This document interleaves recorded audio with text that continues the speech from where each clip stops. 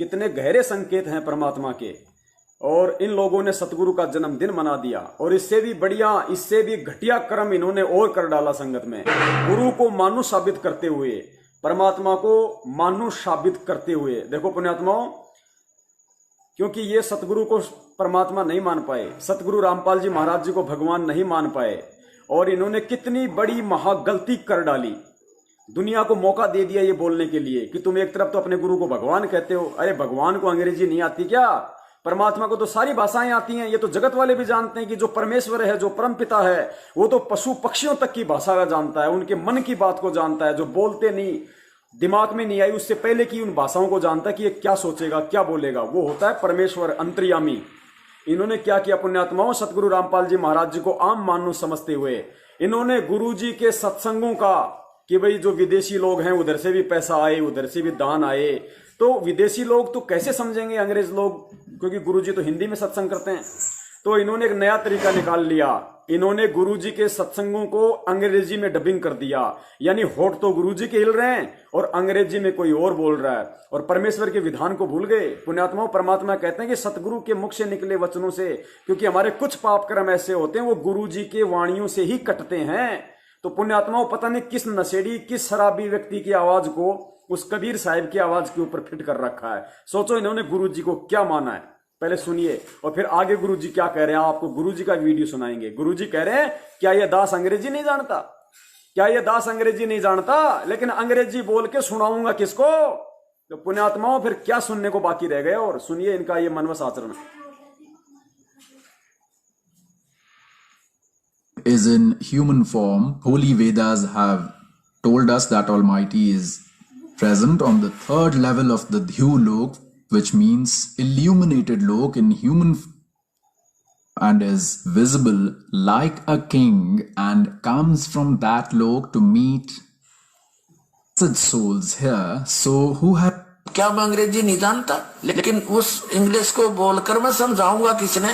अगर मैं अंग्रेजी बोल लूं और सामने वाले बैठे वो हमारे गांव के देसी, तो उस अंग्रेजी का क्या यूज बकवाद करने का? उन्हीं की लैंग्वेज में समझाया जा तो जल्दी समझेंगे। उसका यही रिजल्ट हुआ है कि अपनी लोकल लैंग्वेज में ये ज्ञान दिया, आज ये सब समझ गए और शिक्षित है। पढ़ के सुना दिया, आपको दिखा दिया, प्रोजेक्टर लगवा दिया भगवान ने आपके लिए, तो 2 मिनट में समझ में आ गया। गुरु यानी टीचर जान सकता। पुण्यात्माओं, और क्या बाकी रह गया? इन्होंने गुरु को मानुष जान के गुरु जी के ऊपर अंग्रेजी भाषा सेट कर दी। इन्होंने जग जाहिर कर दिया। पुण्यात्माओं, आने वाली पीढ़ियों के लिए एग्जाम्पल बन गया कि गुरु जी के परिवार वाले, गुरु जी के रिश्तेदार, वो मैनेजमेंट, वो गुरु को कभी गुरु नहीं मान पाया, कभी नहीं पहचान पाया। और आगे परमेश्वर खुद कह रहे, क्या मैं अंग्रेजी नहीं जानता? लेकिन अंग्रेजी बोल के सुनाऊंगा किसको? इसका मतलब जब अंग्रेजी में सत्संग करने का समय आएगा तो परमेश्वर अंग्रेजी में भी करेंगे। जब चाइनीज भाषा में सत्संग करने का समय आएगा तो परमात्मा चाइनीज में भी करेंगे। वो उनकी मौज है। और वरना परमेश्वर ने ऐसी ऐसी एप्लीकेशन बनवा दी, परमात्मा ने ये विज्ञान दे दी। आप बोलोगे हिंदी, निकलेगी चाइनीज, बोलोगे अंग्रेजी, निकलेगी चाइनीज। जैसे आजकल ट्रांसलेट आती है ना गूगल में, आप हिंदी लिखो, एक क्लिक मारो, तुरंत उसका अंग्रेजी बन जाएगी, उसकी उर्दू बन जाएगी। अरे तो परमेश्वर दया करेंगे, ऐसी एप्लीकेशन बना देगा परमात्मा इन वैज्ञानिकों के माध्यम से। अरे बोलोगे अंग्रेजी में, निकलेगी हिंदी माइक में, बोलोगे हिंदी, निकलेगी चाइनीज माइक में। जो भाषा सेलेक्ट करोगे वही बोली जाएगी। परमात्मा, इनको सबर नहीं था, इनको तो धन लूटना था, माया लूटनी थी गुरु की आड़ में। आगे देखो परमेश्वर क्या कह रहे हैं कि गुरु कौन होता है। गुरु जी स्पष्ट कर रहे हैं कि गुरु परमात्मा होता है और कोई गुरु हो ही नहीं सकता। अब और क्या खुल के बताए, क्या फाड़ के बताए सीना कि मैं हूं? समझ में आ गया। गुरु यानी टीचर जान सकता है। आपको बताया कि गुरु कौन है। गुरु भगवान हो सकता है, दूसरा गुरु हो ही नहीं सकता।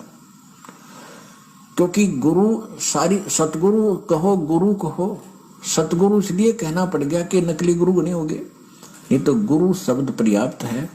गुरु माने रास्ता दिखाने वाला, सच्चा रास्ता दिखाने वाला। लेकिन झूठे गुरु हो गए, इसलिए सतगुरु की आवश्यकता पड़ेगी। तो सतगुरु कहो और उसको गुरु कहो, परमात्मा ही आते हैं और वो ही गुरु हो सकते हैं, और गुरु है ही नहीं। बाकी तो गुरु सभी आपको बता दिया किसी ने बाल काटने सिखा दिया, उसका गुरु हो गया। ये छोटी मोटी अध्यापक शिक्षा को अक्षर ज्ञान करा दिया, उसका वो गुरु हो गया। ये गुरु अलग है। अध्यात्म मार्ग के गुरु का सत्संग में रोल होता है। सच्चाई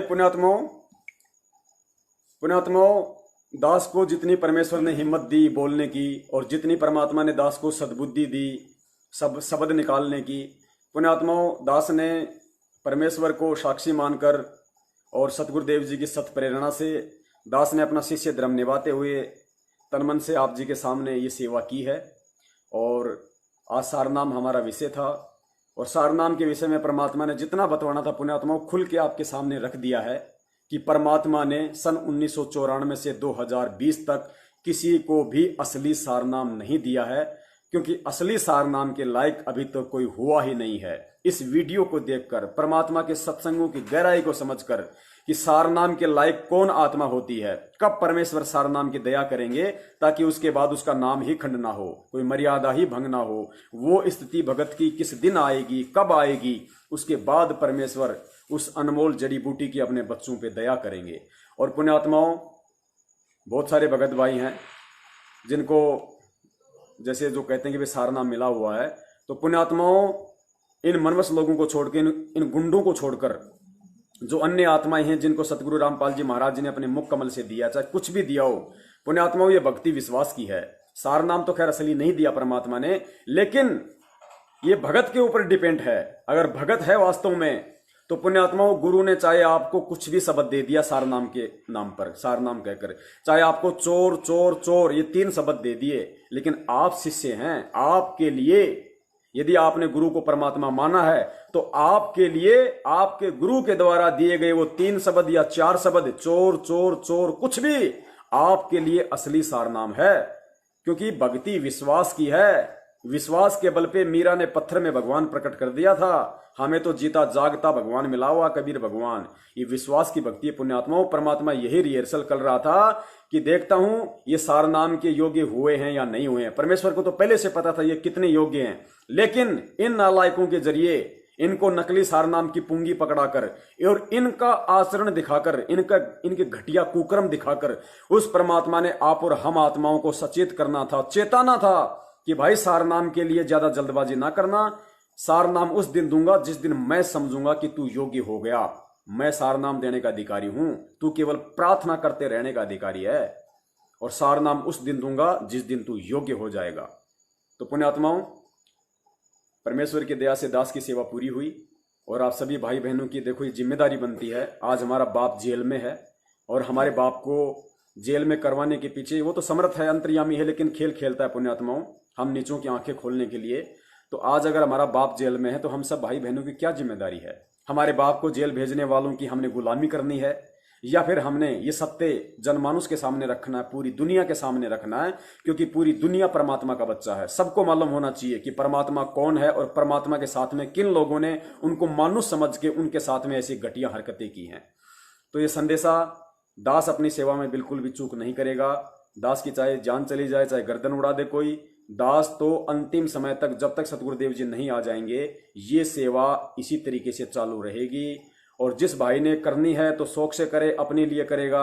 जिसने नहीं करनी है, जिसको डर है, जिसको भय है कि मैनेजमेंट मुझे पीटेगा, मुझे ऐसा करेगा, वैसा करेगा, लोग मुझे क्या कहेंगे, तो गुरुदेव कहते हैं भैया अगले जन्म में जब गधा बन के कुम्हार के बोरे ढोएगा तब तुझे लोग क्या कहेंगे। बंदी छोड़। सतगुरु रामपाल जी महाराज की जय हो। सत साहिब।